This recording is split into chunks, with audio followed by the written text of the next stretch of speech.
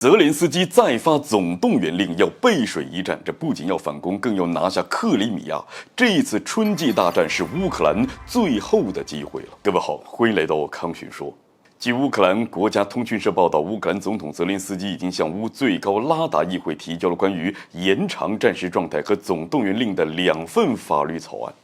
虽然只是泽连斯基的提议，但是按照前几次的经验，战时状态的延长和总动员令基本是板上钉钉的事儿。那当然，对于乌克兰来说，这也是必须的。毕竟，泽连斯基政府那就是靠战争撑起来的，不延长战时状态能否存续，那还真不好说。坦白说吧，这一次春季大战应该是乌克兰最后的机会了，是收复失地还是割地赔款，可能就看这一次了。那为什么这么说呢？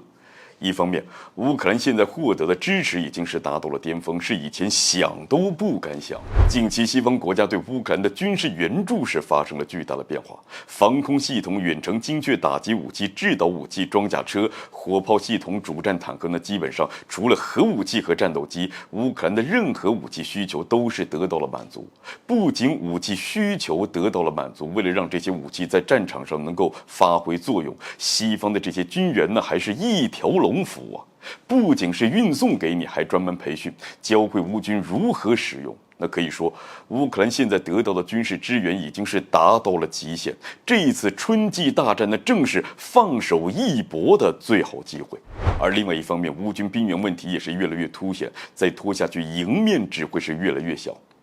到目前为止，俄罗斯才动员了1次，而且还是部分动员，而乌克兰都多少次了？最近这段时间，这俄乌战场上打得最火热的地方就是巴赫穆特，这里被称为是2战时的绞肉机战场，对乌军人数的消耗就可想而知了。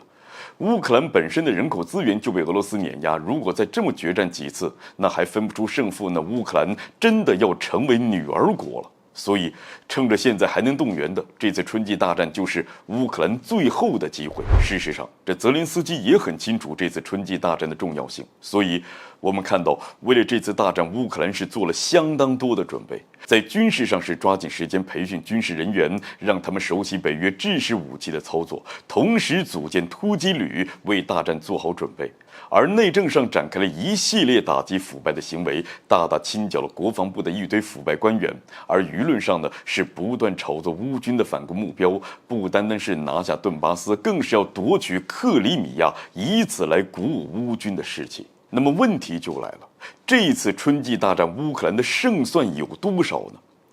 虽然说这次大战是乌军最好的机会，但是胜算呢也不会太大。别忘了，最近一段时间一直都是俄军占据优势，瓦格纳集团的实力确实是不容小觑。更何况，俄军已经对这次春季大战是颇为重视啊，据说已经是动员了50万人的军队，要在这个春天与乌克兰分出高低。好了，本期节目就进行到这儿，欢迎点赞转发，留下您的精彩评论。